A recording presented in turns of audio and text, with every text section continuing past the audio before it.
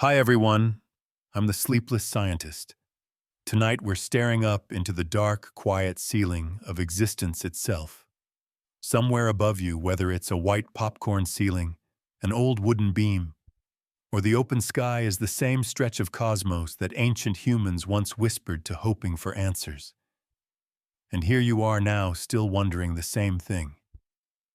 How did it all begin?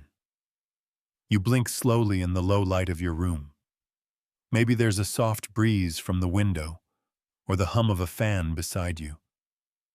Outside, the world continues its sleepy spin, and you, curled up with your thoughts, are about to travel in a different way.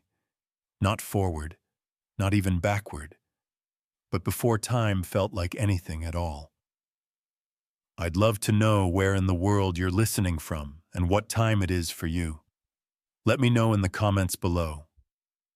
I'm always curious where these quiet little science stories are drifting to, and if this video helped you while you were there. Now relax, take a deep breath, and join me gently on this evening's journey. You shuffle beneath your blanket. The air feels still. You're in a warm room, but your mind is slipping upward toward that black velvet sky. The stars don't look very active. They just shimmer like a shrug. But you already know appearances deceive. The universe is not still. It never has been. You've probably heard that we live in an expanding universe. Everything is drifting apart, galaxies like cosmic confetti thrown into deep time. But we're not starting with the expansion. No, we're going back to something stranger. We're starting with the fact that it had to begin at all. Above you, the Milky Way stretches faintly, if you're lucky enough to be somewhere dark. Each star a point of light. But here's something eerie to remember: most of those stars didn't exist when the universe first appeared. In fact, for a long time, the universe wasn't lit at all. You float in that thought for a moment. Total darkness. No galaxies. No stars. No planets. No you. And yet everything that would become you was already there, just in a totally unrecognizable form. Like flour before it dreams of becoming a cake. Now imagine a box, not a normal box, because this one holds everything. All the mass, all the energy, all the laws of physics that would ever govern anything.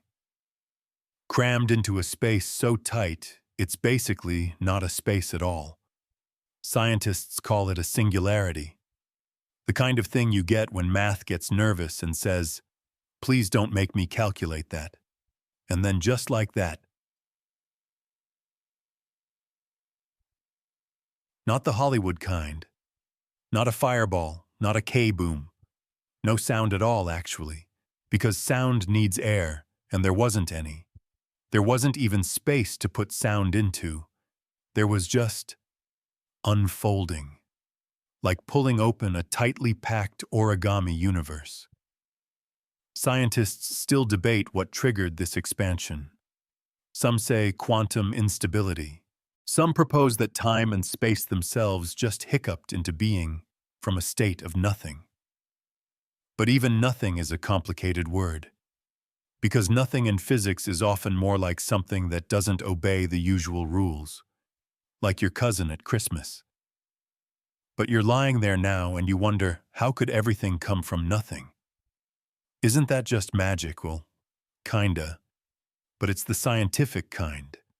The one that doesn't need a wand, just very weird math. Here's an odd fact to consider: the universe might actually have a net energy of 0. All the matter and energy we see is balanced out by gravitational potential energy, the kind of debt the cosmos owes to itself. So technically, something coming from nothing might not violate anything. Wild, right? You shift slightly under the covers. Maybe your eyes are closed. Maybe they're just barely open, your lashes catching a little light. Either way, your mind is drifting now, not just through space but through the rules that govern space itself. Because in this beginning moment, those rules were also being born. Gravity didn't know what to grab yet. Time didn't know how to tick. Even the basic idea of direction didn't mean anything. There was no up or down. Just a baby universe expanding in every direction at once, faster than the speed of light. Yes, faster. And no, that doesn't break physics. Why? Because space itself was expanding, not stuff inside space moving faster than light, but the fabric of the universe stretching like hot dough. You're allowed to stretch faster than light as long as you don't take anything through space at that speed.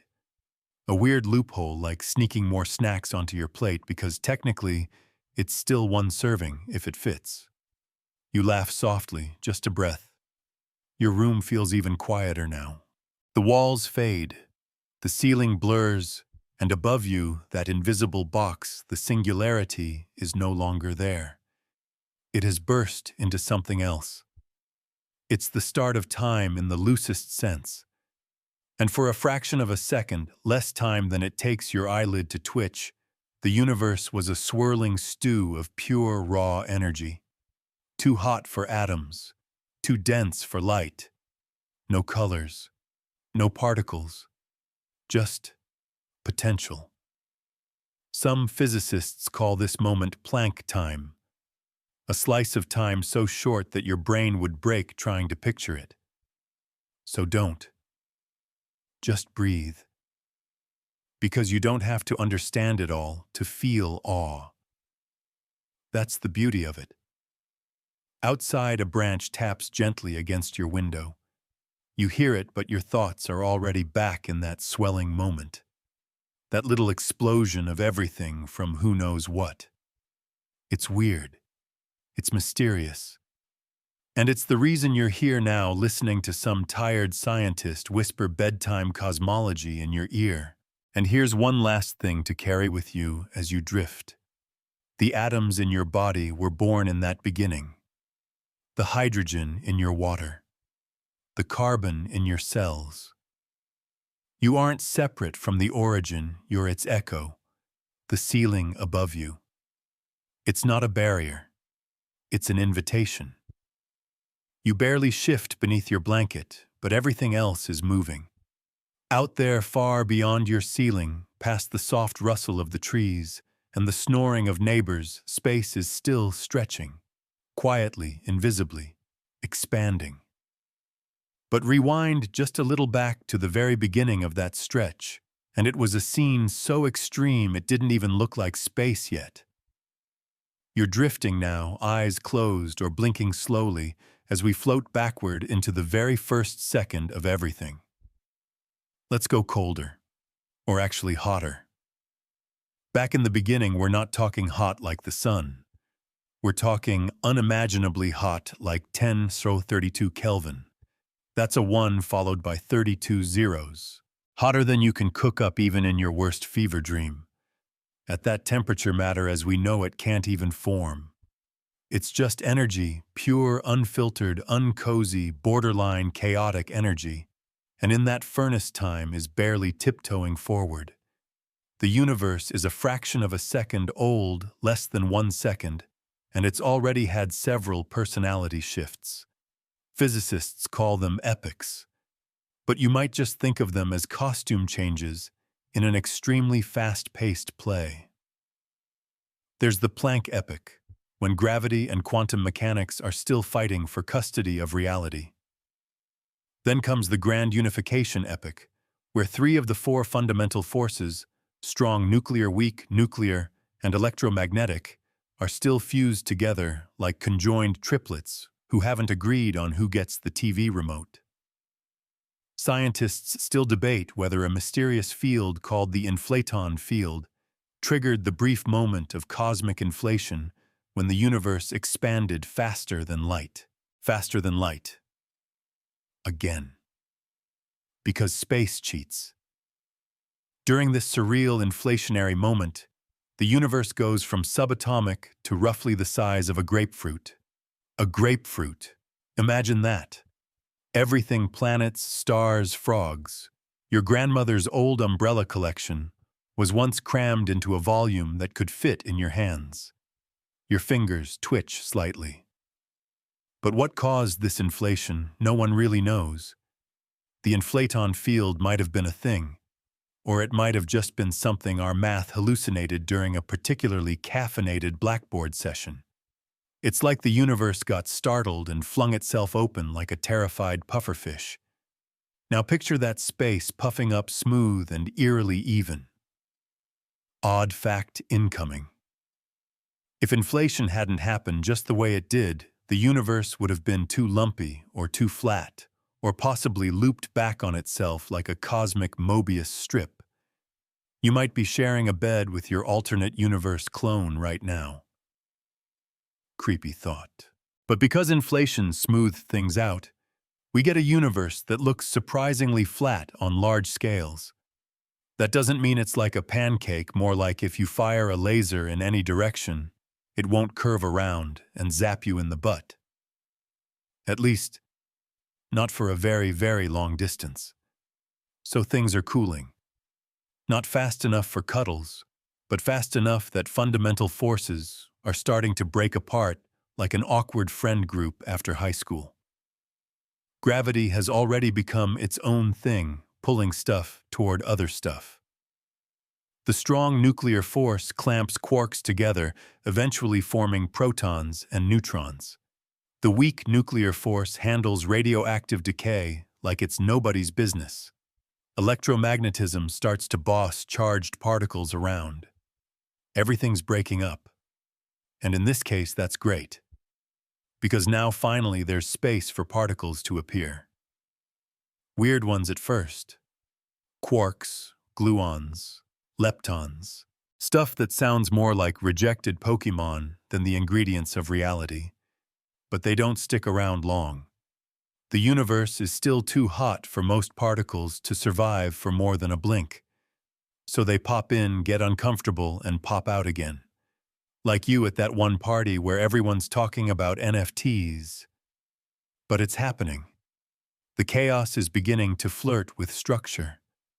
You breathe out softly, almost unconsciously. Because in a strange way, you've been here before. Not you as you, but your atoms, your energy. The fabric of what would one day become your mind is in that soup of early creation. Everything is connected to that one ridiculous, flaming hot moment. Meanwhile, time rolls on like a sleepy lava flow. The universe is now maybe a millionth of a second old, barely a heartbeat, but it's changed again. It's expanding. It's cooling. It's slowing down enough for things to stick. Protons and neutrons are finally chilling out enough to begin considering long-term relationships. They're starting to think about bonding. Real bonding. Nuclear bonding. But we're not at atoms yet, not quite. First, let's pause and admire something strange: symmetry breaking. Sounds poetic, right? In physics, it's when a perfectly balanced system tips slightly and ends up producing a whole new reality. Like flipping a coin, and instead of heads or tails, the coin turns into a raccoon. That's symmetry breaking. In this early universe, a lot of symmetries are breaking. Some scientists even think that this is what gives particles their mass. Through something called the Higgs field, an invisible energy field that's just hanging out in every corner of the cosmos. Particles pass through it and get drag. That drag is what we call mass. Yeah. You weigh what you do because you're swimming through a universal field of invisible molasses. You smile, or at least your cheeks twitch with the idea. Out the window a star blinks, or maybe it's just your eyes playing tricks. Either way, the pace of the universe is speeding up and slowing down at the same time. Space is expanding, but things are cooling, and the laws of physics are settling in like roommates figuring out who pays for Netflix. Somewhere in this tangle of energy and raw potential, you were promised. Not guaranteed, not inevitable, but possible. And that's kind of everything, isn't it? The room is still. You shift slightly under your blanket, But the only real movement is happening in your mind as you float further back, deeper into a time that didn't even look like time yet. We've passed the fireworks of inflation and landed softly in the phase where the universe is hot, messy, and just starting to figure out who it wants to be. You, meanwhile, are cozied up in a world that came from chaos. But we're not done with the drama, not even close. Let's talk about the Big Bang. You know, that moment people imagine as the start of it all. The pop, the bang, the somebody lit the fuse and ran moment. But here's the thing, it wasn't a bang. Not in the way you think. There was no sound. Remember, sound needs air, and we hadn't invented air yet. There was also no fiery explosion with flying chunks of rock and Bruce Willis in a tank top. Instead, it was more like an everywhere-at-once expansion of space. Not a detonation in space. Space itself was doing the expanding. Like the fabric of reality suddenly inhaled and hasn't quite exhaled since. Scientists still debate what the Big Bang really means. Was it the beginning of everything, or just the start of our observable patch of an even weirder cosmic structure?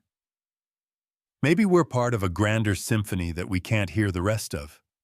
Maybe we're the weird cousin in a very large and awkward family reunion. Odd fact, some scientists don't even like using the term Big Bang anymore. It was originally coined as a joke by someone who didn't believe in the theory. And like many jokes, it accidentally stuck, and now decorates textbooks everywhere. So here we are. No actual bang, but a rapid swelling of the universe that birthed time, space, matter, and the possibility of existential dread. You're welcome. You tug the blanket slightly higher. Maybe you're not ready for dread. Maybe you'd rather picture the universe as a young creature stretching after a very long nap. Its arms, space-time, reaching out in all directions, creating more and more room for possibilities. Right now, it's only a few minutes old. And finally, it's cool enough to let particles form long-term friendships. Protons and neutrons begin sticking together to make the first atomic nuclei, mostly hydrogen, with a little helium and a smidge of lithium. That's it. The universe's starter pack. Everything else, oxygen, carbon, gold, cheese, sarcasm, comes later. This period is called Big Bang nucleosynthesis. It only lasts about 20 minutes, like a cosmic speed dating round for subatomic particles. It's astonishingly efficient, too. About 75% of the mass becomes hydrogen. 25% becomes helium. Lithium sneaks in like someone who wasn't on the guest list. Then just like that, the process ends. Why? Because the universe keeps expanding and cooling, and eventually it gets too cold for further nuclear fusion. Everything freezes in place, and we're left with a hot, dense fog of charged particles and light. Here's where things get truly weird. Light exists, but it can't go anywhere. Every photon is immediately slammed into by electrons or protons, like a crowded mosh pit of particles. The universe is opaque. It's glowing, but that glow is trapped.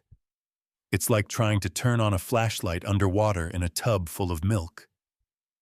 That's your sky right now. A thick soup of light and matter swirling but unseen. You blink slowly, your eyes heavy. That part surprises you a little, the idea that light once couldn't shine freely. It's such a basic part of your life. You flick on the bathroom light. You scroll your phone. You stare at sunsets. But in this early stage, the cosmos had no sunsets. Just pressure. Just radiation. Just potential. And it's all happening while you breathe quietly in your room. You've traveled billions of years back in time without leaving your pillow.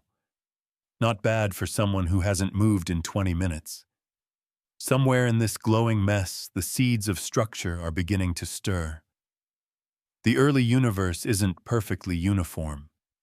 There are tiny little differences, infinitesimal ripples in the density of matter. You wouldn't even notice them if you were floating through. But over time, those ripples will become everything. Scientists think these tiny irregularities came from quantum fluctuations, random blips of energy that were stretched during inflation and left permanent fingerprints in the cosmic soup. Imagine that the universe's grand architecture might come from something as small and random as a shiver in the void. It's oddly beautiful. Like the idea that the Great Wall of China began with a single lopsided brick. You shift again, maybe just slightly, maybe not at all. Your breath is steady now, the quiet rhythm of your lungs syncing with the slow unfolding of space. There's something reassuring about the fact that the entire cosmos was once a hot mess, and look where we are now, more or less. But here's another fun curveball.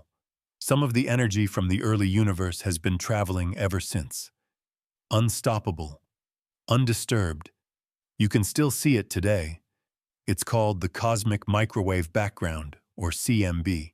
And while we'll dig into it more soon, just know that it's the oldest light in the universe finally set free when the universe cooled enough for atoms to form. But we're not there quite yet. The fog hasn't lifted. This is still the universe's awkward baby photo stage, all puffed up, glowing, and unable to form coherent structures. You couldn't live here. You couldn't even hide in a cave here. There aren't caves, or rocks, or planets, or anything you'd recognize. Just light waiting for its chance to escape. And you, waiting to understand where all of this leads. There's a faint rustle, maybe your bedsheets, maybe a breeze outside, and then silence again. Soft, warm silence. But in your mind, the silence is anything but empty. It's full of waiting light. We left the universe glowing and smothered. The photons were there the same way the sun exists behind storm clouds, but they couldn't travel far. Every inch of space was jam-packed with particles. Light would barely move before slamming into something else. And again, and again. It's like trying to sprint through a crowded concert hall where everyone's wearing armor made of static electricity. You'd get nowhere fast. But things are changing. Always. Even now in the universe's early hot fog, time is moving forward. The soup is thinning. Energy is spreading out. Space is stretching still, and the crowd is beginning to loosen. The light is about to get free, and that's a big deal. You breathe slowly. You don't know exactly what that moment would have looked like, but your mind starts to imagine it anyway. The first light finally escaping its prison. Like millions of lanterns rising at once across the entire cosmos. That moment is called recombination, which is a very boring name for something so beautiful. Here's what's happening. The universe has finally cooled enough that electrons and nuclei can settle down and form neutral atoms, mostly hydrogen.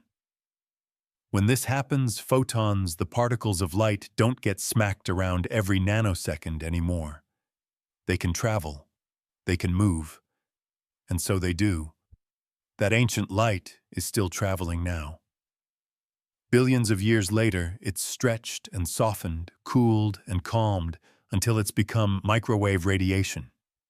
That's the cosmic microwave background, or CMB, and it's basically the baby photo of the universe. You can look it up. It's not especially pretty, a speckled fuzz of reds and blues, but it's historic, sacred even in the language of science.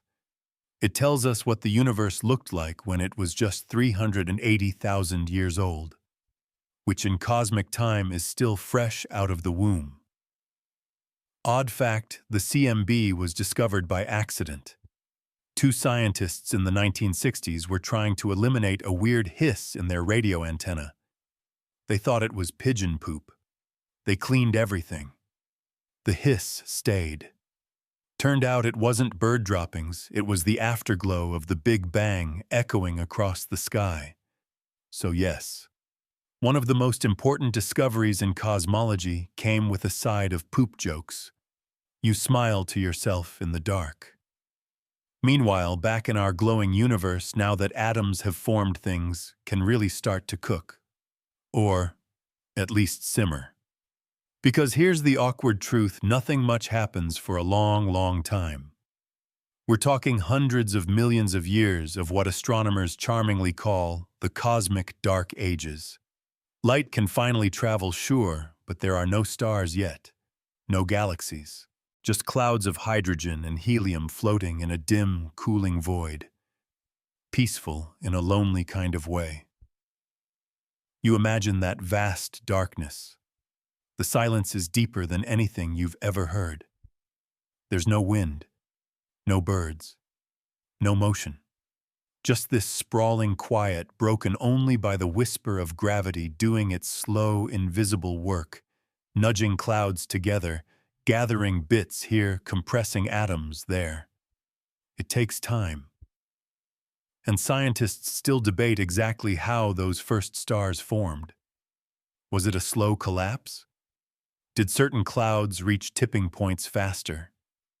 Were there weird in-between objects like failed stars or baby black holes that helped trigger the process? Nobody knows for sure. But eventually, one night in that endless void, a star flickers on, then another, and another. We call them Population 3 stars, which sounds like a sci-fi colony name, but really just means the very first ones. They were massive, much bigger than today's stars. Dozens, maybe hundreds of times the size of our sun.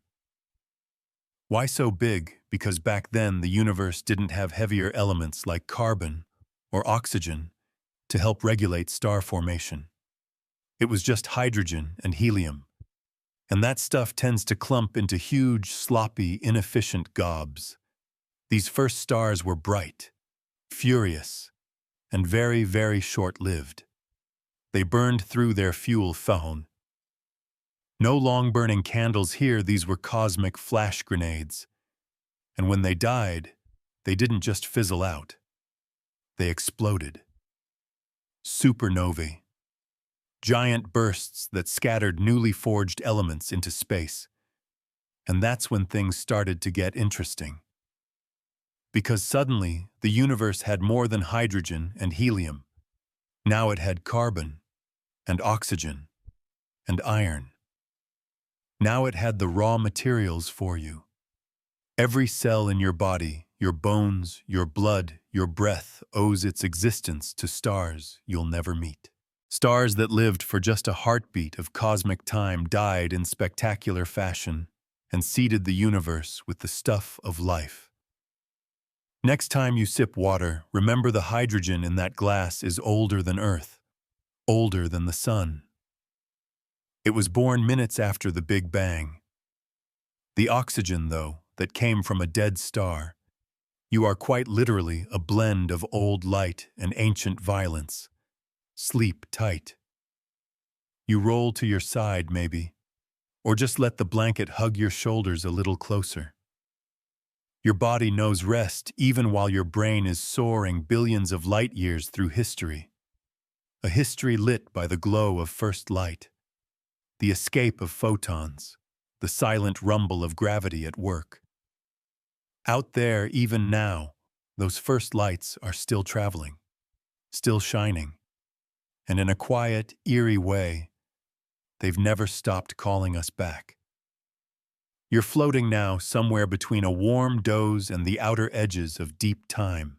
Your body is here in this century, this quiet moment, but your mind is off gallivanting across the young cosmos. No stars overhead yet. Just a dark canvas dotted with potential. But that's about to change. Because now the stars are waking up. You wouldn't recognize these early ones. They're not cozy little campfire suns like ours. They're beasts, hot, massive, violent. Some of them hundreds of times heavier than our sun-born, fast-living fast, and dying in spectacular tantrums. But that's where everything starts to get delicious. Because when these stars explode, they don't just go out with a bang. They leave behind elements, real ones, the kind that go into rocky planets and apple trees and coffee mugs and comedians and clouds and bloodstreams. You might remember we called them population 3 stars, and they're gone now. All of them. Not a single one has survived. They lived fast and died young, like celestial rock stars with no regard for longevity. What's left behind are the elements they cooked. Carbon, nitrogen, oxygen, all the good stuff. This is the great cosmic bake-off. Space becomes a kitchen. Stars are ovens. Supernovae are messy, over-the-top chefs who throw everything everywhere.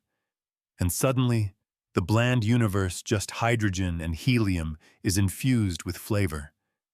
It's not just atoms anymore. It's chemistry. Now here's an odd fact to chew on while you settle deeper into your pillow. Without those giant exploding stars, your bones wouldn't exist. Not just figuratively, literally. Your calcium cooked in a star. Your iron supernova sprinkles. It took the death of giants to make room for life. You shift slightly. Your breathing is slower now, heavier, like the cosmos itself beginning to settle into longer rhythms. But not everything is so romantic. There's still chaos. Because when stars explode, they send shock waves into space. These waves crash into other clouds of gas and dust, compressing them. And guess what compressed clouds of gas love to do? Make more stars. Boom. One supernova begets another, a chain reaction of cosmic fury and creativity. And over time, as this messy star-making party continues, the leftover bits start sticking together into larger structures. Small clumps of gas form small stars. Small stars huddle together. Gravity pulls them into clusters. Clusters become dwarf galaxies. Dwarf galaxies get clingy and start merging. It's like the world's slowest, most awkward high school dance, except the music is gravitational, and everyone weighs 1 billion solar masses. Scientists still debate the details of how these earliest structures came together. Did stars clump into galaxies? Or did galaxies form first and then start producing stars? It's a classic chicken and cosmic egg problem, with a bit more radiation. But whatever the order, the outcome is starting to take shape, the first galaxies. Imagine that swirling islands of light in a sea of nothing. Galaxies so far away in time that their light is only just now arriving. You can see them if you look deep enough into space.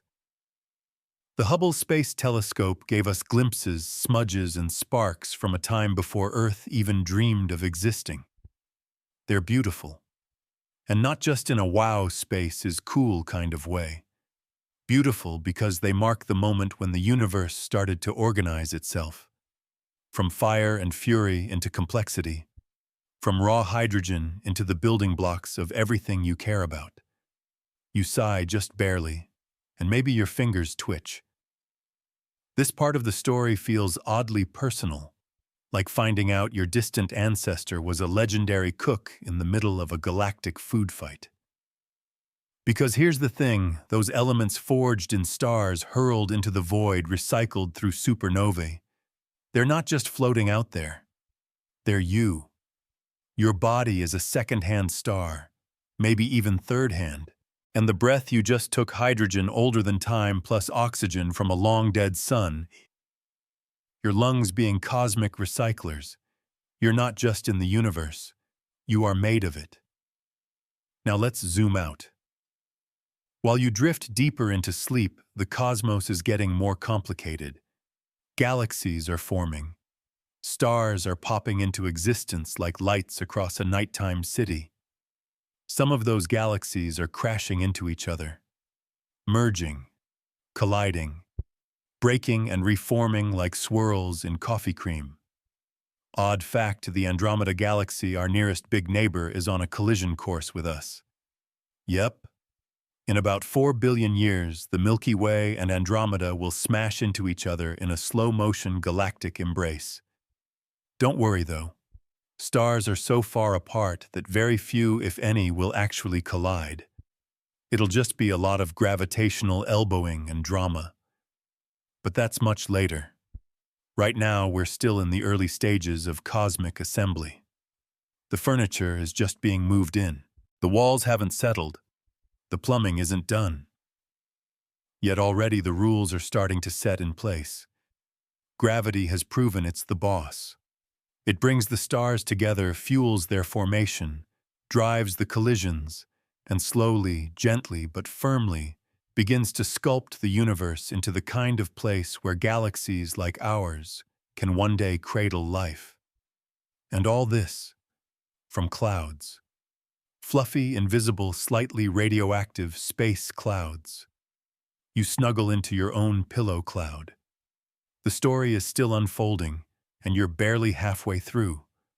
But for now, let yourself imagine those first galaxies glowing softly in the vast blackness like cosmic candles. No cities yet, no music, no sandwiches, just light dancing through time. Billions of years later, here you are. Listening, breathing, echoing. The darkness outside your window deepens, but you don't notice. Your world is this blanket, this quiet hum, this story that stretches further than even the longest dream. The stars are out now in the universe, and maybe even faintly twinkling behind your closed eyelids. But galaxies are only the beginning. Because behind the scenes of all this starlight, something stranger is pulling the strings. Let's talk about the invisible scaffolding. The stuff you can't see, can't touch, can't smell, but that shapes everything. We call it dark matter. And no, it's not evil, or spooky, or even particularly dark, really. It's just invisible. It doesn't interact with light. It doesn't glow. It doesn't reflect. It doesn't clink when you drop it.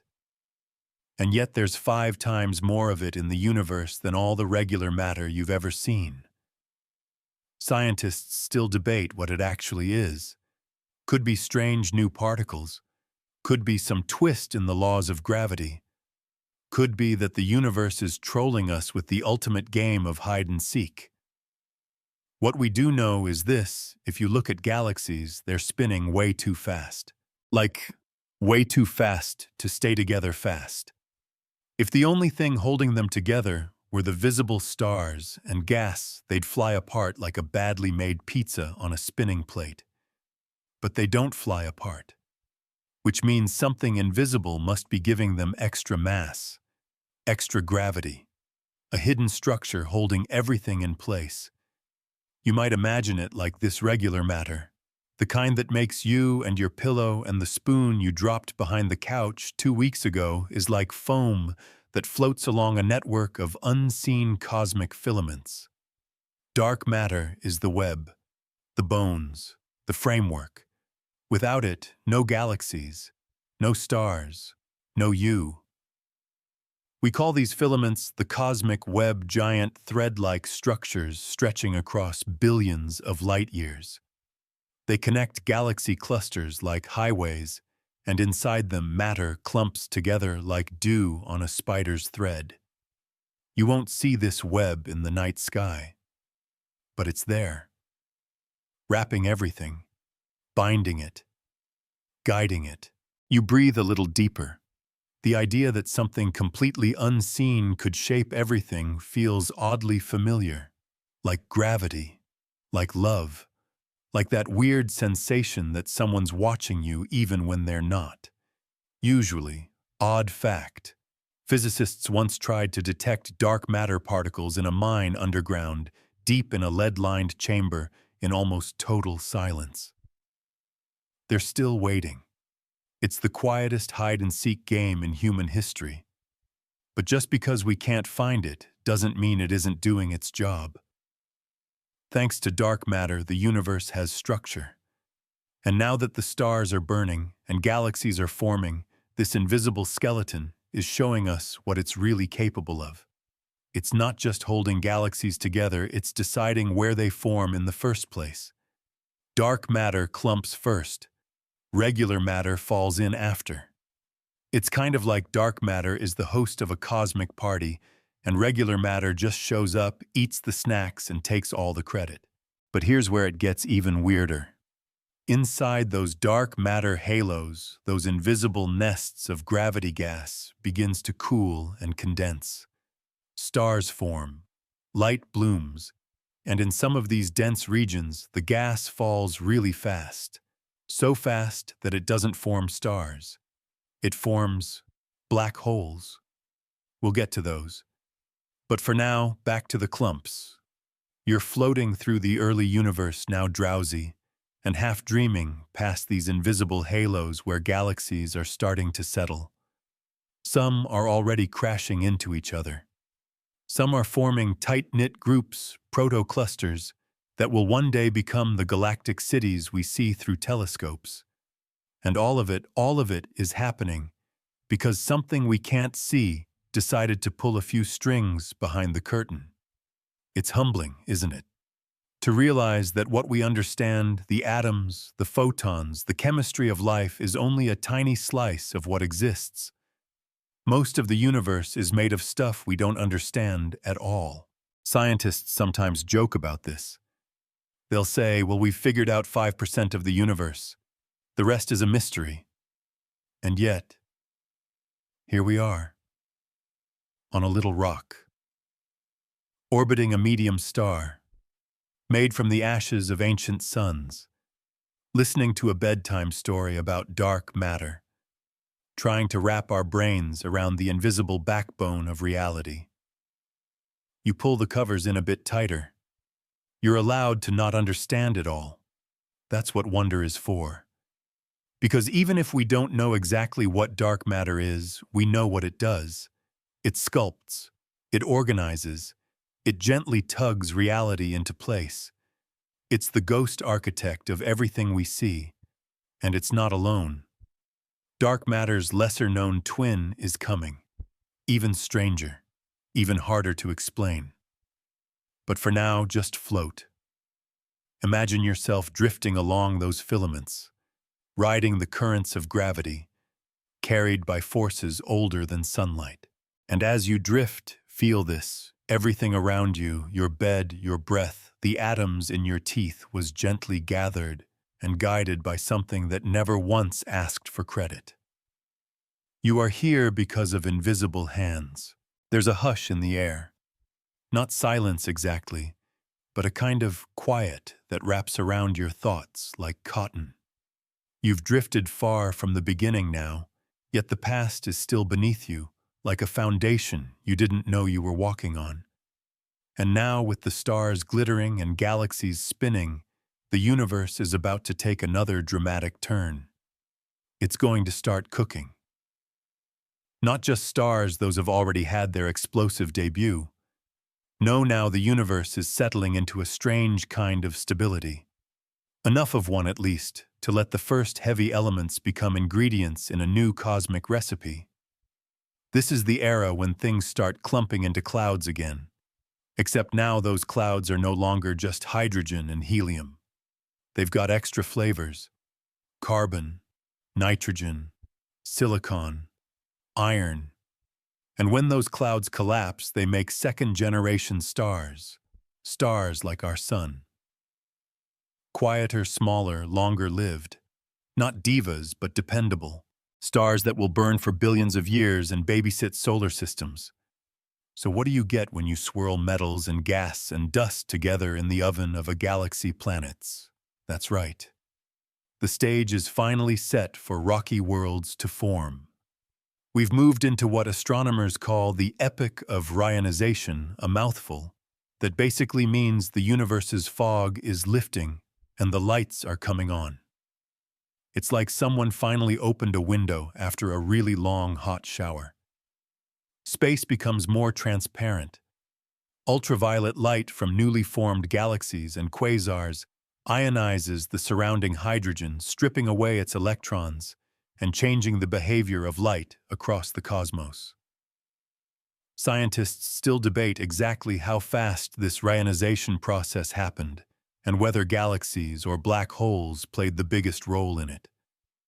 Some even wonder if we're underestimating just how chaotic that time really was. But one thing is clear: the darkness is retreating. You shift softly. Maybe your pillow creaks.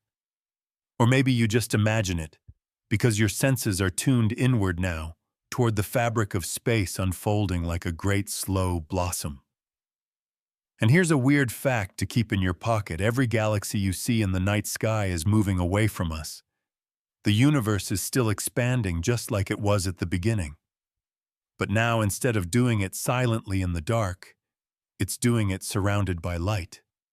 That's not just poetic, it's measurable. Astronomers can literally see galaxies drifting away, their light stretched into longer, redder wavelengths as they move. It's called redshift, and it's the universe's way of saying, I need a little space.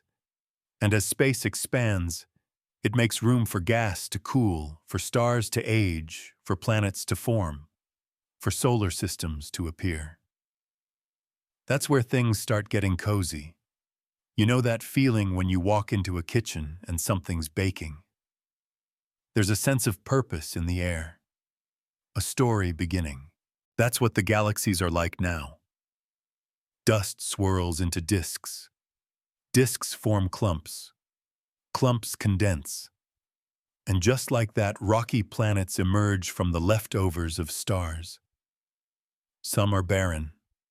Some are scorched. Some are gas giants. And some are just right. And yet this process is not rare. It's not an exception. It seems to be a cosmic habit. Planets are not the fringe. They're a pattern. That idea alone might keep you awake longer than you'd planned. Because if the laws of physics allow for planets in most places, then what else might they allow for? What else could be growing in the soft shadows of distant stars? No answers here tonight. Just possibilities. But let's stay grounded literally. Our own star, the Sun, wouldn't show up until more than 9 billion years after the Big Bang. That's a long pause. You could have binge-watched the entire lifespan of millions of other stars before ours even sparked. And when it did, it formed in the outer arm of a spiral galaxy, a place called the Milky Way, a swirl of stars, dust, and dark matter spinning quietly in a universe that had by then already seen things come and go. Our Sun is a third-generation star. Born from the dust of dead stars, it lit up calmly, then began babysitting a disk of debris around it. From that disk, little rocky lumps began sticking together. Over time, those lumps became planets, and one of them got lucky: Earth. Blue, cracked, breathing, and on it you. Maybe that's too fast a jump, but that's how the story moves. One moment it's clouds, the next it's continents. The dots connect with patience, but they do connect. The atoms in your body were once scattered across galaxies. Your calcium, your phosphorus, your iron cooked in different furnaces, flung into different corners of space, and somehow over billions of years recombined into you. So yes, you're complicated. Literally. You exhale. The idea of stardust isn't metaphor anymore. It's you remembering itself. And that's why this moment in the universe's story matters. Because now the ingredients are here. The lights are on. The fog is gone. And reality has entered its most beautiful contradiction. It's becoming more structured and more chaotic at the same time. Galaxies settle, but stars explode. Planets form, but orbits wobble. Life might begin or not. a balance of tension and grace held together by gravity chemistry and a relentless push toward complexity. It's the kind of story you could drift off inside of, and maybe you already are. You're still here, body wrapped in warmth, but your mind is floating somewhere between stars and silence. The universe has grown from a spark into a storm, spinning galaxies, birthing stars, forging planets, and now colliding into itself. Because the next part of our story isn't about peace, it's about violence with purpose. Galaxies are about to get rowdy. You might be picturing the night sky as a calm spread of stars, just hanging out politely in space, waving from a distance like neighbors at dusk. But galaxies, they don't keep to themselves. They collide. They crash. They merge, consume, and tear at each other like dancers in a slow, centuries-long waltz that ends in chaos and reformation. This is how galaxies evolve. In fact, the Milky Way, our home, has done this many times. It's not pure. It's a cosmic mutt stitched together from smaller galaxies over billions of years. And it's still at it. There's a dwarf galaxy getting slurped into us right now. We call it galactic cannibalism. Sweet dreams. Odd fact, our galactic center, the place where stars spin the fastest, isn't just crowded with old stars and weird radiation. It's also home to a supermassive black hole named Sagittarius A. The asterisk is part of the name, not a footnote. Scientists are weird. It's about 4 million times the mass of our sun, and it's sitting quietly in the middle of everything, just waiting. You adjust your pillow. Let's rewind a bit to understand how these monsters came to be. When galaxies crash, their stars don't usually hit each other. There's too much space between them. But they're gas clouds. That's another story. Gas collides, compresses, sparks a frenzy of star birth. It's called a starburst, and it's the cosmic equivalent of a midlife crisis, suddenly flashy, unstable, and spectacularly dramatic. New stars ignite, big ones, short-lived ones, and when those die, they leave behind black holes. Now picture two galaxies, each with their own central black hole swirling toward one another, like cosmic whirlpools. Over millions of years, they'll spiral inward, pulled by gravity and sheer inevitability until they finally collide. And when they do, the black holes merge. That collision sends ripples through space itself, literal waves of gravity, gravitational waves, stretching and squishing the fabric of space-time like ripples in a pond. Scientists didn't even detect these waves until 2015. Two black holes far, far away collided a billion years ago. And when they did, they sent out a signal that finally reached Earth and rang through a detector here with the smallest vibration ever measured, less than the width of a proton. Yet that tiny wiggle confirmed Einstein's century-old prediction. Science, as it turns out, sometimes whispers. You shift again, barely. Maybe your thoughts are starting to slur together like starlight in a time-lapse. That's okay. That's the rhythm of this universe, expanding, colliding, echoing. But what do these galactic smash-ups really do? Well, for one, they shape galaxies. The elegant spirals can get scrambled. Two disc-shaped galaxies might merge into an elliptical blob. Over time, star formation might slow down, gas might be used up, and you're left with a quiet, massive relic glowing gently in the dark. Sometimes they spark new generations of stars. Other times they smother activity entirely. Every merger is a roll of the dice, each one unique, and the scale unfathomable. One merger might involve hundreds of billions of stars. Imagine watching two glowing cities the size of the sky drift into each other in slow motion, and you're beginning to get close. But here's what's strange from Earth: it all looks peaceful. Because these collisions happen over millions or billions of years, we only see snapshots. A warped galaxy here, a star stream there. It's like catching a still frame of a lightning strike and thinking it's a calm photo of a tree. Now don't worry, our galaxy isn't in immediate danger. The Andromeda Galaxy is coming, yes, but it's 2.5 million light-years away, and we've got about 4 billion years before impact. You have time to floss. Still, it's a reminder that the universe doesn't sit still. It moves even when it doesn't seem like it. You think back to the dark matter web from earlier. Galaxies sit along its threads, drawn toward each other by invisible gravity, colliding and reassembling like glowing beads sliding along an unseen string. And it's not random. Over time, structure forms. Clusters of galaxies grow. Superclusters stretch across space like continents. We call it large-scale structure, and it's what the universe looks like when you zoom way out. Like a sponge, or a brain, or a neural network made of stars.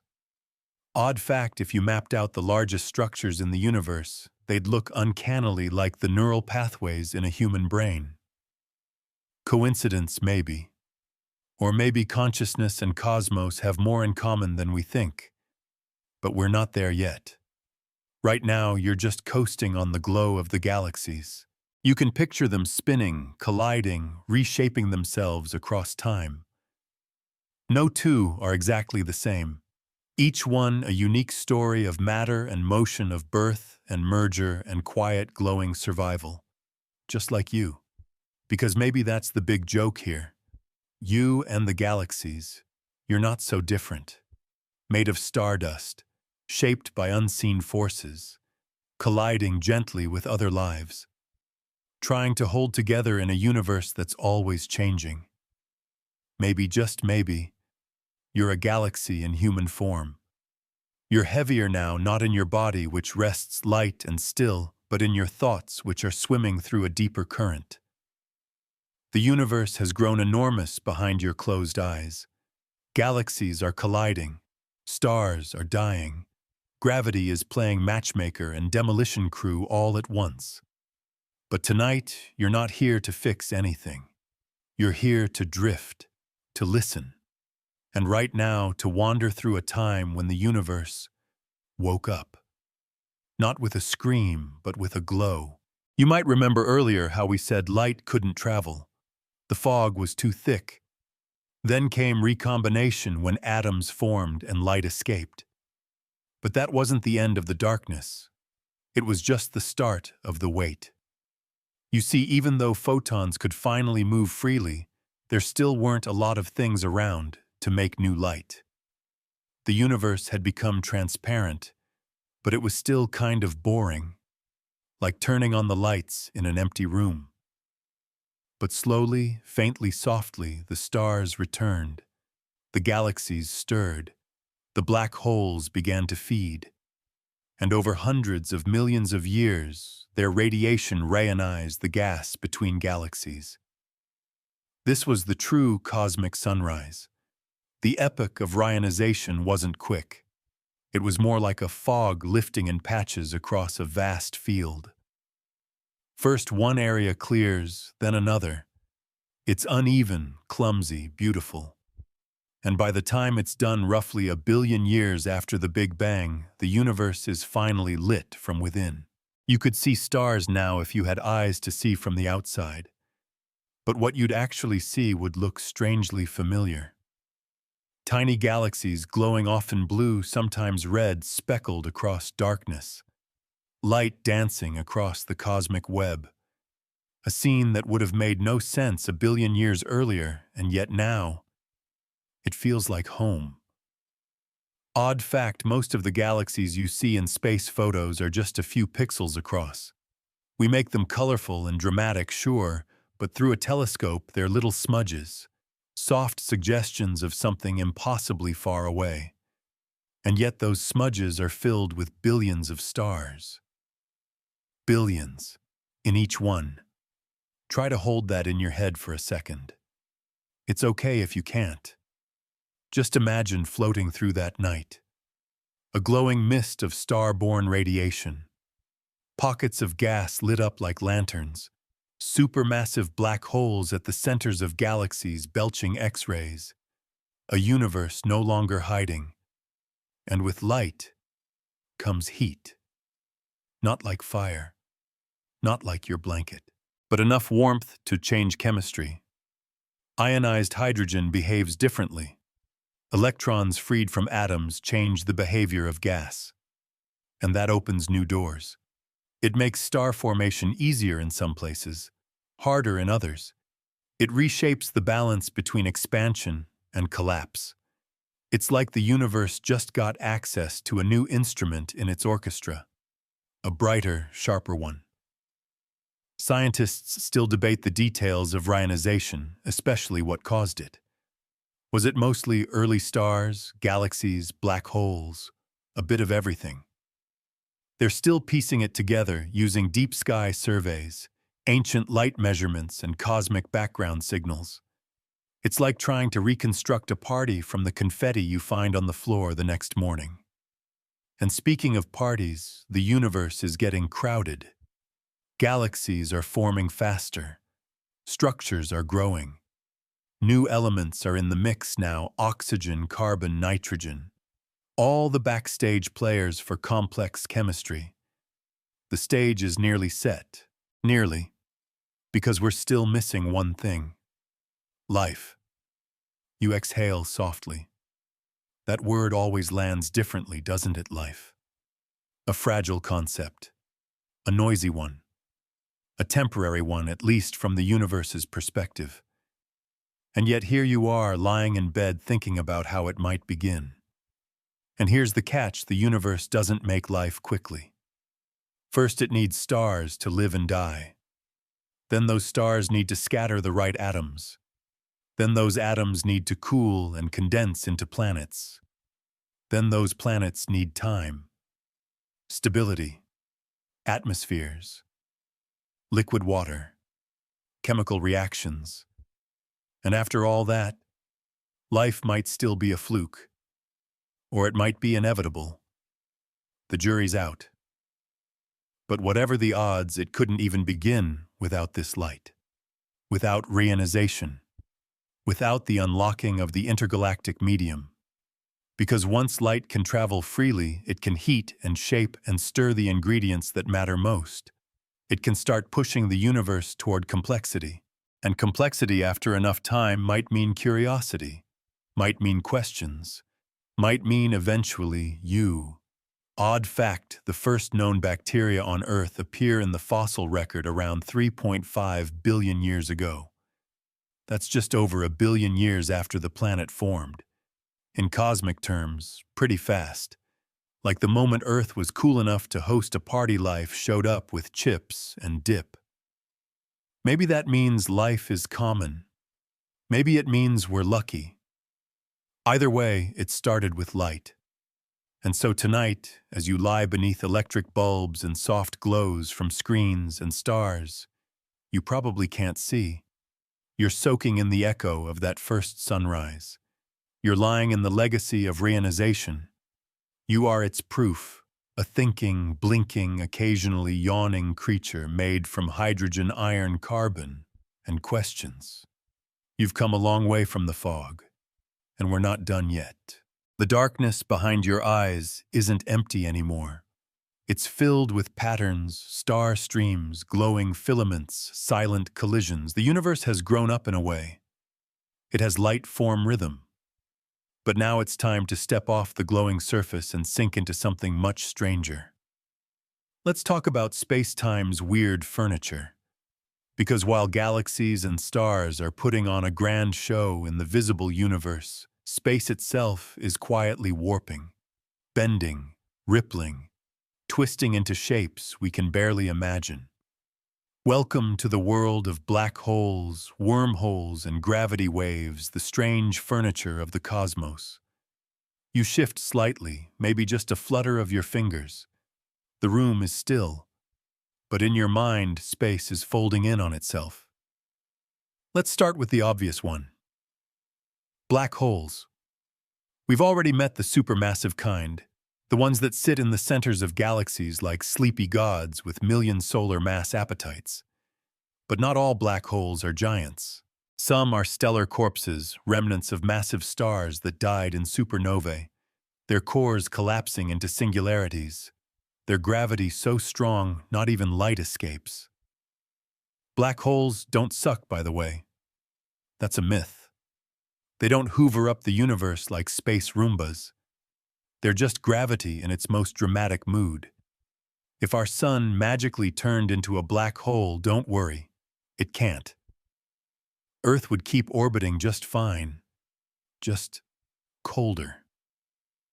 Odd fact, if you fell into a black hole feet first, the gravity difference between your toes and your head would stretch you into what scientists affectionately call spaghettification. Yes, it sounds like dinner. No, you wouldn't survive. You let out a sleepy laugh. It's absurd. And it's real. But black holes are just the beginning. Let's talk wormholes. Are they real? Maybe. The math allows them. The physics, kind of. They're hypothetical tunnels through space-time shortcuts from one place to another. Picture folding a piece of paper and poking a pencil through it. A direct route between 2 points that were never meant to touch. Scientists still debate whether wormholes can exist stably. Most versions collapse too quickly or require exotic matter stuff with negative energy density that we've never seen. But the idea sticks around for a reason. Because space, it turns out, is bendable.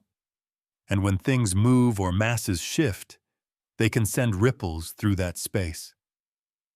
That brings us to gravitational waves. You've heard of them, those tiny tremors in space-time predicted by Einstein and confirmed only recently.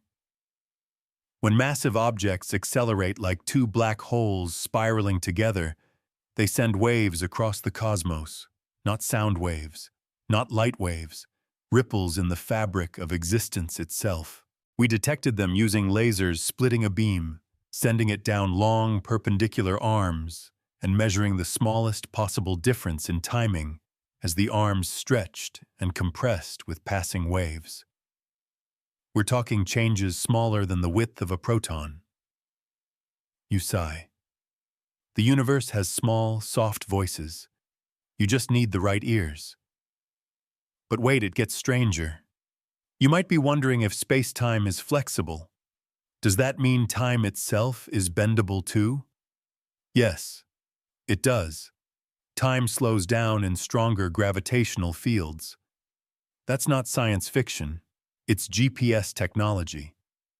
Satellites have to account for the fact that time moves differently up there than it does down here on Earth. Without corrections, your location on Google Maps would be off by miles. So technically, the closer you are to a massive object, the slower time ticks for you. You could park yourself near a black hole's event horizon, right on the edge, and experience time at a different rate than someone far away. This isn't a trick. It's built into reality. We call it time dilation, and it means time is not absolute. It bends, it stretches, it responds to gravity like a hammock tied between stars. That's why we say black holes warp space-time. They're not just dense, they're heavy players in the cosmic geometry. Odd fact, the first photograph of a black hole taken in 2019 by the Event Horizon Telescope wasn't really a photo in the normal sense. It was more like a coordinated symphony of radio dishes around the world stitching together data to form a blurry orange halo around a silent center. Still, that pixelated donut made headlines, because it was the first time we'd ever seen the shadow of a black hole, and it looked hungry. You pull the covers closer. Maybe you've noticed a pattern by now. The universe is stranger than it looks. Beneath the stars, beneath the glow, there's a deeper framework, space itself, twisting and reacting, not passive but dynamic. And maybe that framework is hiding more. Some scientists propose white holes, hypothetical, time-reversed black holes that spit out matter instead of swallowing it. Others wonder if black holes connect to new universes entirely, each singularity a seed of another Big Bang. No proof yet, just ideas, blueprints drawn in the math. But the point is this: the universe is more than what you see. There are tides of gravity flowing where your eyes cannot go. There are waves of time crashing gently across cosmic shores. And while you lie here breathing slowly, the whole thing is still shifting.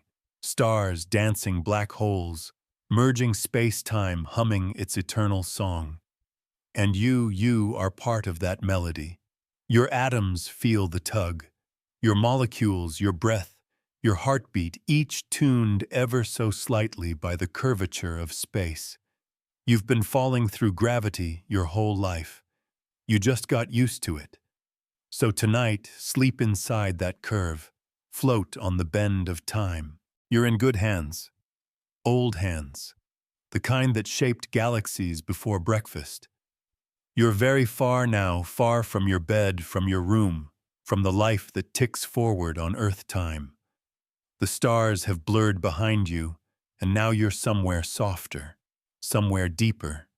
You're floating in the space between moments, listening to time itself bend and breathe. But what is time really? Let's get personal with the weirdest part of the universe, time. You might think time is simple. A line, one thing after another. Wake up, eat, work, yawn, sleep. That's what it feels like. One direction, one speed. But in the universe, time is a whole different beast. It's not separate from space, it's part of the same fabric. That's why we say space-time, because they're woven together.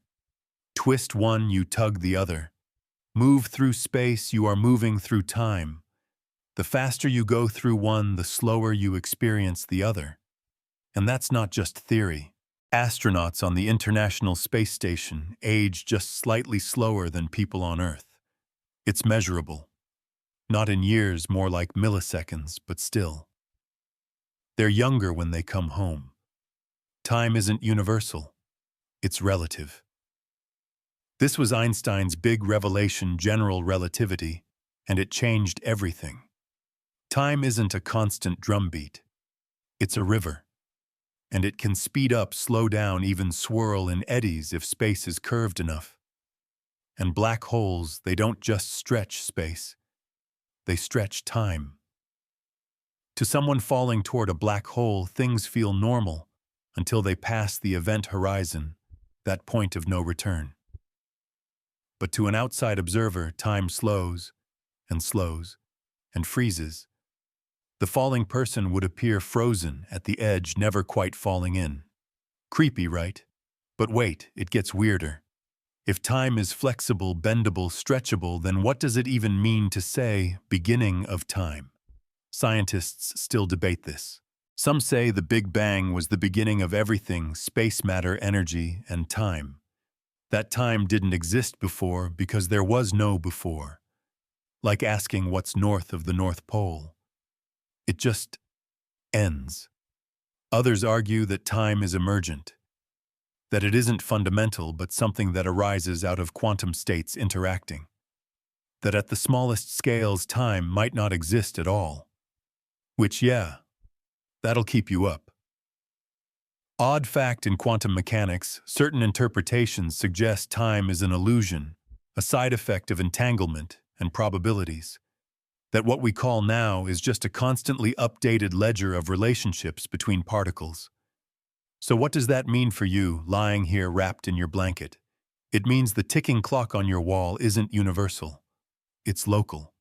It means your heartbeat might not be marching through an invisible timeline, but surfing on it, carried by waves you can't feel, except when something reminds you that time is real, like birthdays, or wrinkles, or the smell of an old book. But maybe there's comfort in that. Because if time isn't fixed, then neither are you. If time can stretch and shift and loop in theory, maybe your story isn't bound to one path either. Maybe you can breathe a little slower.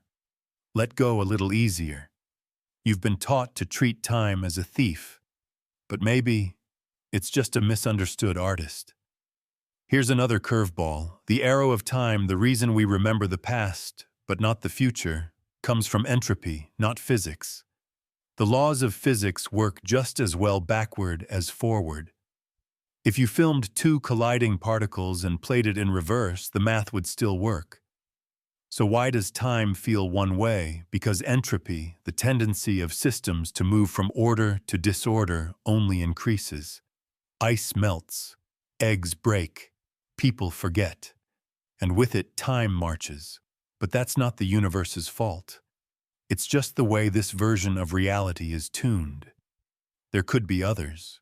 Some cosmologists think the universe might eventually reverse its expansion, that it might crunch back down. That time itself might reverse. Imagine that. Galaxies shrinking, stars unexploding, coffee jumping back into cups. Would you grow younger? Unthink thoughts, unlive. Probably not. Time reversal wouldn't undo you. It would just be a different version of the story, playing backward through space with its own rules. You breathe slowly now. Maybe you're not thinking in straight lines anymore. Maybe time is unraveling in your thoughts, loosening its grip. Maybe you're somewhere between seconds. You remember earlier when we said time began with the Big Bang. But what if that was just our time? What if there's a deeper kind, a meta-time, a backdrop against which multiple universes bloom and fade? That's where it gets theoretical, even poetic. Because if time can stretch, can slow, can swirl, could it also loop? Some theories suggest the universe might be cyclic. That time doesn't have a start or an end, but a rhythm, a beat, a breath. Expand, collapse. Expand again. Like a cosmic heartbeat echoing through eons. We don't know, we can't know yet. But we can wonder. And maybe that's what time is for. Not for measuring minutes, but for filling them with thoughts that stretch beyond our lives. For lying still and letting the centuries drift by in a single breath. For letting go just for now. You are not late. You are not behind. You are right on time. You're no longer sure how long you've been here. A few minutes, a few billion years, time has softened around the edges. It's all just drifting now like stardust, like thought, like the early whispers of a dream. But something else is starting to take shape. Something more speculative, more chaotic. Tonight, you're going to knock on the door of the multiverse. Yeah, that multiverse. You've probably heard of it in sci-fi movies. Different versions of you wearing cooler jackets, making slightly better decisions. But the scientific version, it's both stranger and more grounded than Hollywood would have you believe. Let's rewind. We talked earlier about inflation, the period right after the Big Bang, when space expanded faster than light, puffing up like a cosmic balloon on overdrive. Well, some theories suggest that inflation didn't happen just once or evenly. It might still be happening forever in different parts of the universe. This is the idea of eternal inflation. In it, our universe is just a bubble, a little pocket of calm in a much larger chaotic sea of inflating space. And out there in that endless expansion, other bubbles are forming, other universes, other realities. Scientists still debate whether these bubble universes can ever interact. Could you travel between them? Probably not. The space between them is still expanding faster than light. You'd never get there. But they might exist all the same. Here's where things get deliciously strange. If each bubble forms under slightly different conditions, different amounts of dark energy, different physical constants, then each universe could have different laws of physics. Imagine a universe where gravity is stronger, stars burn faster, galaxies collapse, no life. Or one where atoms can't form at all. Or maybe one where everything's just a bit off. A universe where time runs in loops, where light is heavier than matter, where pi equals exactly 3 and no one minds. You smile, or at least your thoughts do. Odd fact.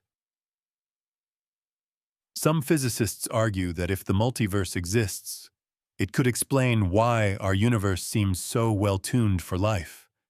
It's called the anthropic principle, the idea that we observe a life-friendly universe because we're here to observe it.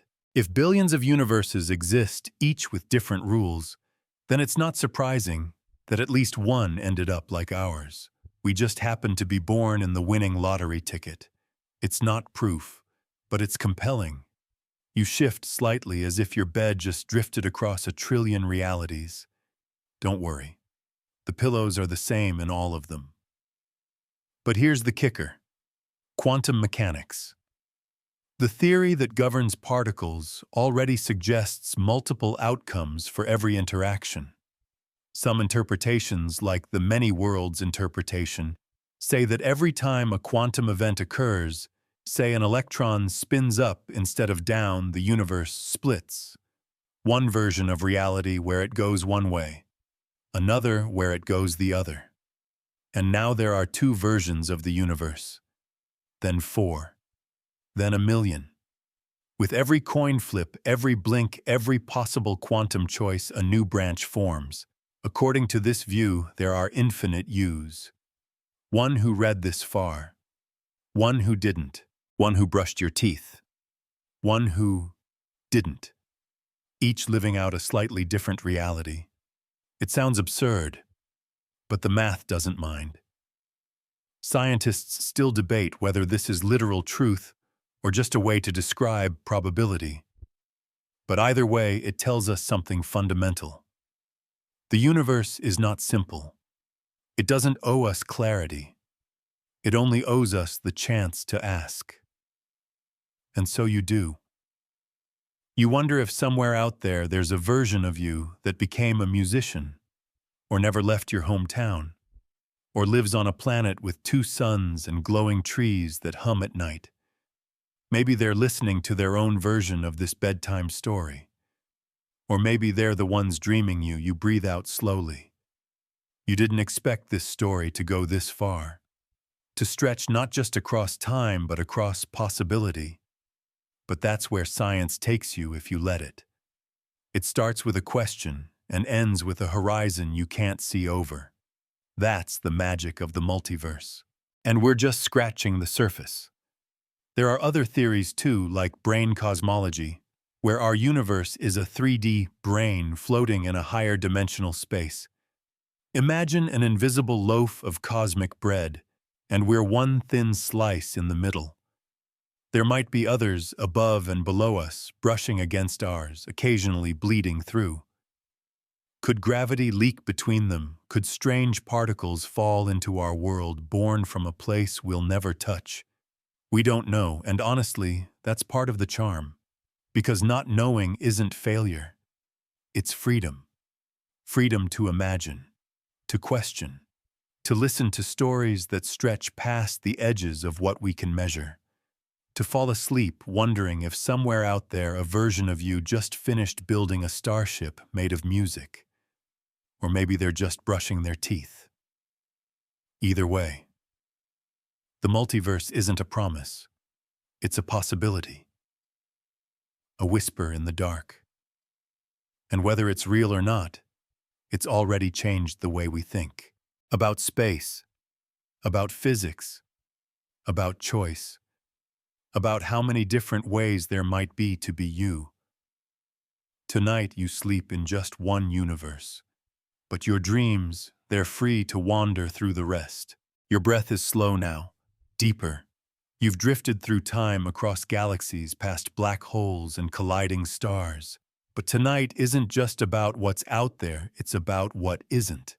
let's talk about the edge of the universe, the final line, the out there beyond all the out there. But here's the twist, it might not exist. You lie there warm, floating, and try to picture it, the edge of the universe. A wall, a border, a great shimmering force field humming with cosmic "do not enter" signs, and not quite. Because as far as we can tell, there is no edge, not like the edge of a table or the end of a map. The universe isn't something you can fall off of. It's not expanding into something else. It's just expanding. Space itself is stretching. And here's the strange part, it's not expanding from a central point. There's no center of the universe, no cosmic bullseye. Every point is moving away from every other point like raisins in rising dough.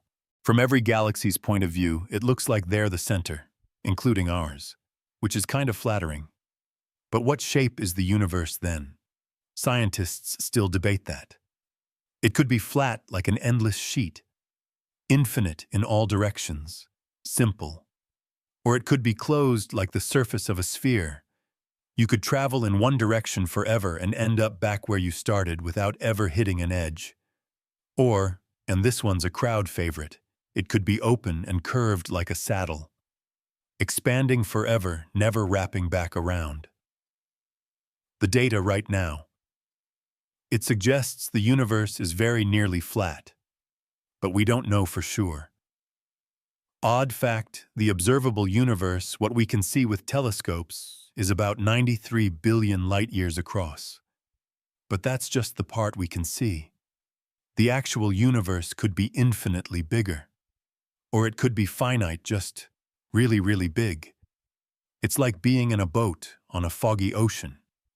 You can't see land. You can't even see the horizon. So how big is the sea, big enough that it doesn't matter? You shift slightly. Somewhere in your house, a pipe creaks or a branch taps against the glass. The universe doesn't notice. It just keeps stretching. And here's another puzzle if the universe has no edge. What about outside the universe? Trick question. Because there is no outside. Not in any meaningful way. Space and time are the universe. The very idea of beyond doesn't quite work. It's like asking what's north of the North Pole. There's no more north left. We're not expanding into something. We are the something. And yet, there's a concept called the cosmic horizon, a limit to how far we can see, because light from farther away hasn't had time to reach us. It's not that those places don't exist. They're just beyond our reach. Like the edge of a dream you can't quite remember. You might be wondering, will we ever reach the edge? Probably not. Because as we watch the universe expand, we're also seeing that expansion accelerate. Galaxies aren't just drifting apart, they're speeding up, thanks to something mysterious called dark energy. We'll get to that. But it means that parts of the universe are actually moving away from us faster than light.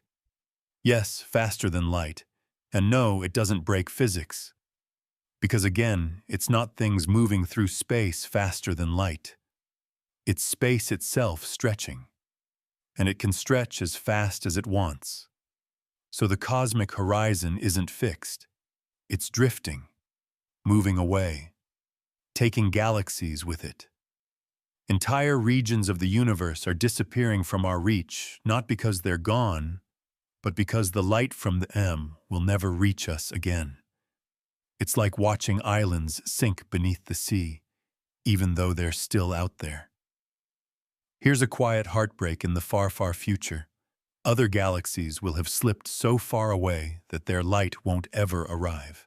Astronomers billions of years from now might think they live in an empty universe. They'll be wrong, but they won't be able to prove it. Odd, right? That we live in a unique moment where we can still see the cosmic past. The light is still reaching us. The information is still arriving. We are cosmological time travelers. Lucky ones.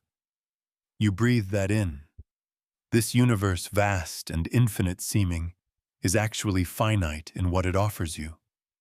Your night sky is a kind of goodbye letter from stars that may never shine your way again. And yet, it's enough. Enough to wonder, to measure, to dream. Enough to make maps of the unseeable, to sketch the edges we'll never reach, to whisper bedtime stories about what might be out there if out there even means anything anymore. So no, the universe may not have an edge, but you have a horizon. And tonight, you've wandered right up to it, and beyond. You're very far from home now. Not just across space, but across possibility. Your breath is steady. The room is still. But your thoughts are riding the edge of the map. You've passed galaxies, stars, collisions, time loops, invisible scaffolding, and now there's only one question left. What came before all of this? You knew it was coming. The ultimate cosmic itch. The question that hides behind all the others like a final boss. But what was there? Before the universe and the real answer, we don't know. Scientists still debate whether that's even a meaningful question. Because before implies time, and if time itself began with the universe, then asking what came before is like asking what's south of the South Pole. Still, you're not the only one who wonders. Let's explore a few ideas. Carefully. Sleepily. One possibility is that the universe is truly all there is. Time and space were born together in the Big Bang. Before that, there wasn't anything, not because it was empty, but because there simply was no before. Like the first page of a book, it didn't come after anything. It just is. But that's not satisfying, is it? You can almost feel your brain trying to peek around the curtain.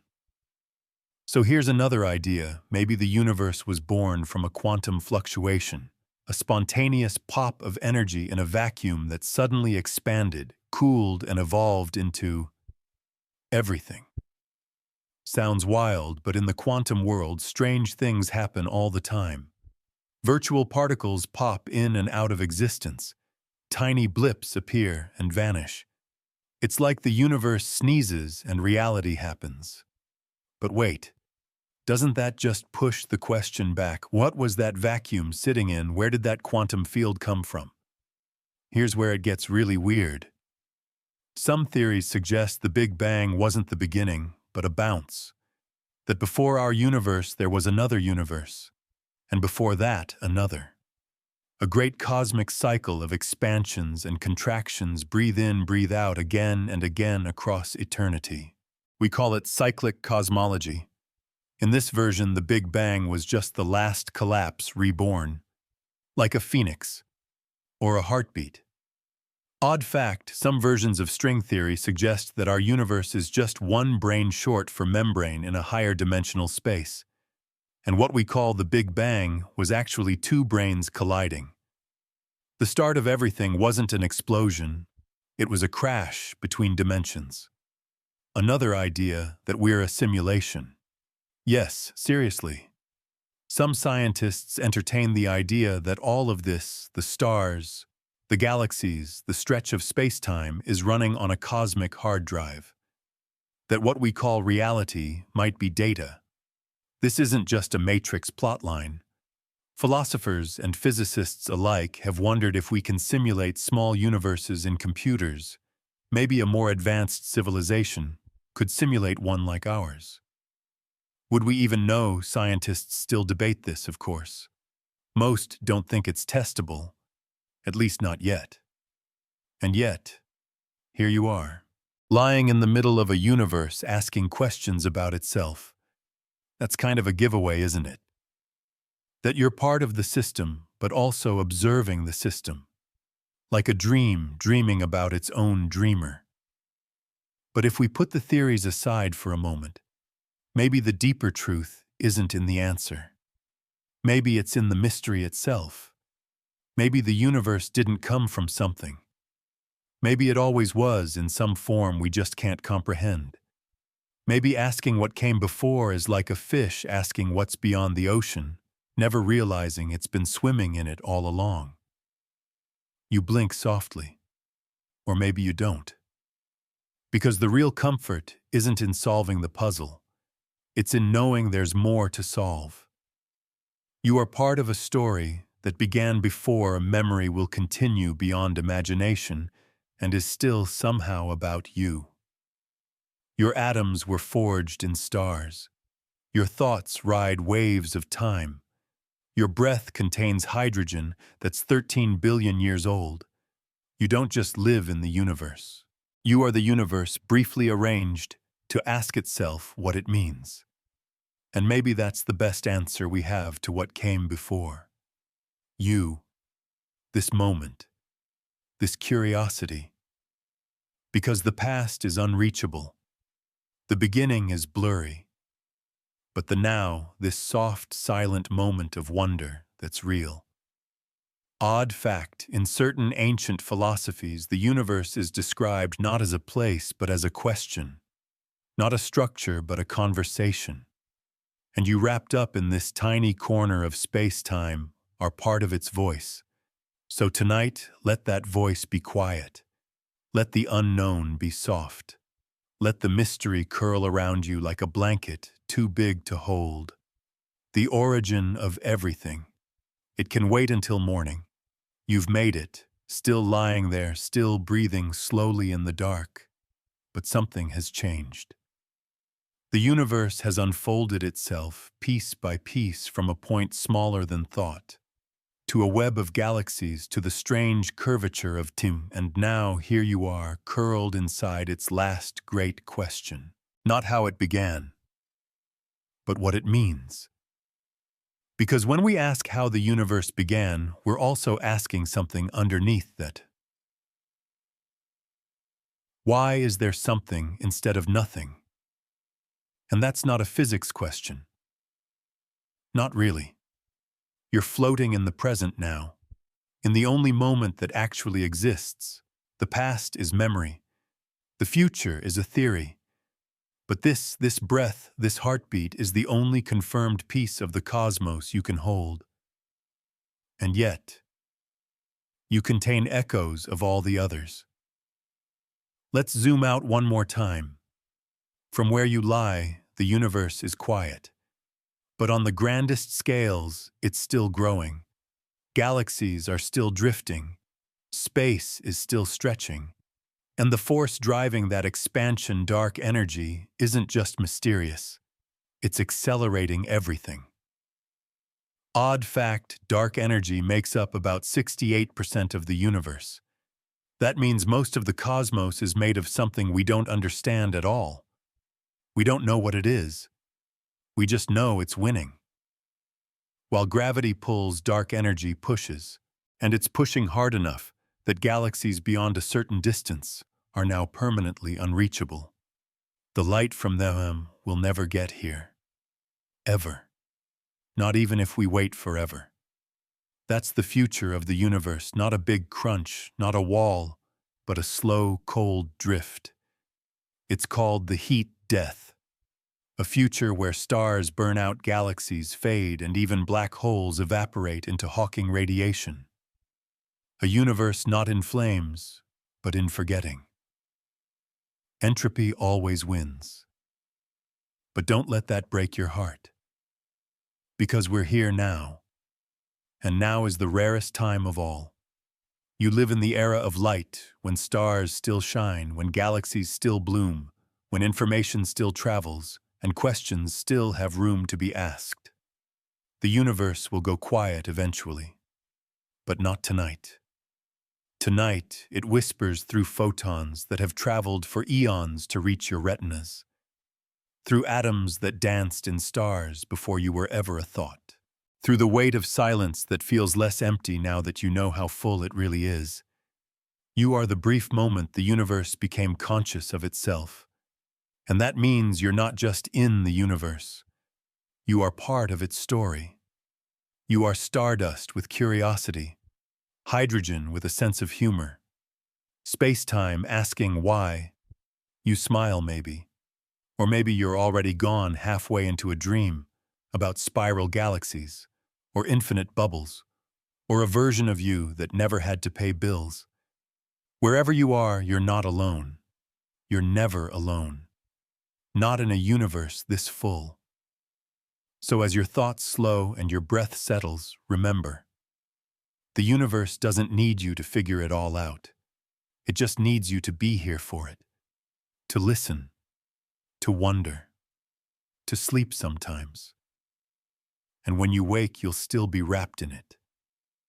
Still part of the story. Still exactly where you belong. And now we've drifted all the way to the edge. From the first flicker of time to the quiet stretch of an expanding universe, you've journeyed through the most intimate story ever told, not just about the cosmos, but about your place inside it. We began with a breath, a singularity impossibly dense and hot, blossoming into the vastness of everything. No bangs, no sparks, just unfolding space, photons escaping, atoms forming, stars blazing, dying, and seeding the elements that would become your bones, your breath, your blinking eyes. From black holes and wormholes to gravity's soft grip on time, you learned that the universe is not a machine. It's a rhythm, a ripple, a long, slow unfolding of structure and silence. And just when we thought we were alone, the multiverse whispered. Just when we wondered if there was an edge space curved softly back on itself. Just when time seemed like a straight arrow, it twisted and stretched, and maybe even looped. But what matters most, not the edge, not the beginning, not the end. What matters is this: you were here to hear it, to listen, to wonder, to let the whole story soak into the corners of your mind and lull you into peace. The universe doesn't need an answer. It just needs your curiosity, your breath, your quiet awe. So let go now. You are not falling. You are floating, wrapped in 13.8 billion years of momentum. Good night, Stardust. End of script. Good night.